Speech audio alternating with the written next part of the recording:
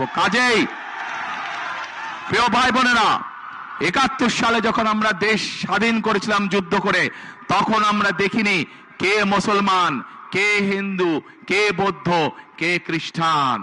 আমরা কোনো ধর্ম দেখিনি, আমরা দেশ স্বাধীন করার জন্য যুদ্ধে ঝাঁপিয়ে পড়েছিলাম। ঠিক একইভাবে ২০২৪ সালের ছাত্র জনতার গণ অভ্যুত্থানের সময় আমরা দেখিনি কে মুসলমান, কে হিন্দু, কে বৌদ্ধ, কে খ্রিস্টান।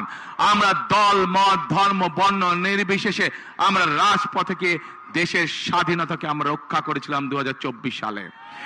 একইভাবে আজকে এখানে দাঁড়িয়ে আপনাদের লাখো মানুষের সামনে দাঁড়িয়ে পরিষ্কার ভাবে বলতে চাই, আগামী দিনের রাজনীতি হবে দেশ পুনর্গঠনের রাজনীতি, আগামী দিনের রাজনীতি হবে রাষ্ট্র গঠনের রাজনীতি।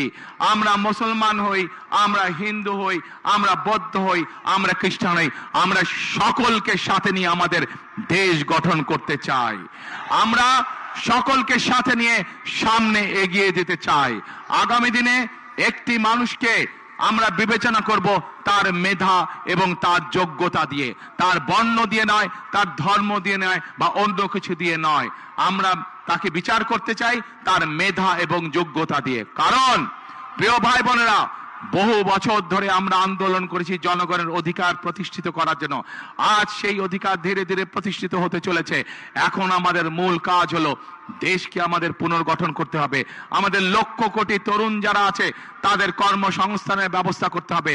আমাদের কোটি কোটি শিশু যারা আছে তাদের শিক্ষার ব্যবস্থা করতে হবে। বাংলাদেশের সাধারণ খেটে খাওয়া মানুষ, তাদের জন্য ন্যূনতম চিকিৎসার ব্যবস্থা করতে হবে। বাংলাদেশের কোটি কোটি মানুষ তারা যাতে নিরাপদে রাস্তাঘাটে চলতে পারে, মা বোনেরা যাতে নির্বিঘ্নে রাস্তায় চলাফেরা করতে পারে, যে কোনো সাধারণ মানুষ নির্বিঘ্নে যাতে ব্যবসা বাণিজ্য নিরাপদে করতে পারে, সেই পরিবেশ আমাদেরকে তৈরি করতে হবে। কিন্তু প্রিয় ভাই বোনেরা, এই পরিবেশ যদি আমাদেরকে তৈরি করতে হয়, তাহলে এই দেশের যে মালিক, কারা মালিক এই দেশের মালিক কারা? জনগণ, অর্থাৎ আপনারা। আপনাদের সহযোগিতা ছাড়া, আপনাদের দোয়া ছাড়া, আপনাদের সমর্থন ছাড়া আমরা এই কাজগুলো তো করতে পারবো না। সেই জন্যই আজকে এই নির্বাচনী মঞ্চে দাঁড়িয়ে যেই কথাগুলো আপনাদের সামনে বললাম, দেশ গঠনের যে পরিকল্পনার কথা আপনাদের সামনে বললাম, সেগুলোকে তখনই বাস্তবায়ন করা সম্ভব যখন এই মাঠ ভরা লোক, এই শহর ভরা লোক, এই সমগ্র জেলার মানুষ, আজ আপনাদের সকলের কাছে আমি ধানের শীষের পক্ষে ভোট চাইতে এসেছি। আপনারা যদি ধানের শীষকে জয়যুক্ত করেন, আপনারা যদি ধানের শীষকে আগামী 12 তারিখে সরকার গঠনের সুযোগ দেন, তাহলে এই যে এই পরিকল্পনার কথাগুলো আপনাদের সামনে আমি আজকে তুলে ধরেছি, সেই পরিকল্পনা ইনশাআল্লাহ আমরা বাস্তবায়ন করতে সক্ষম হব। প্রিয় ভাই বোনেরা,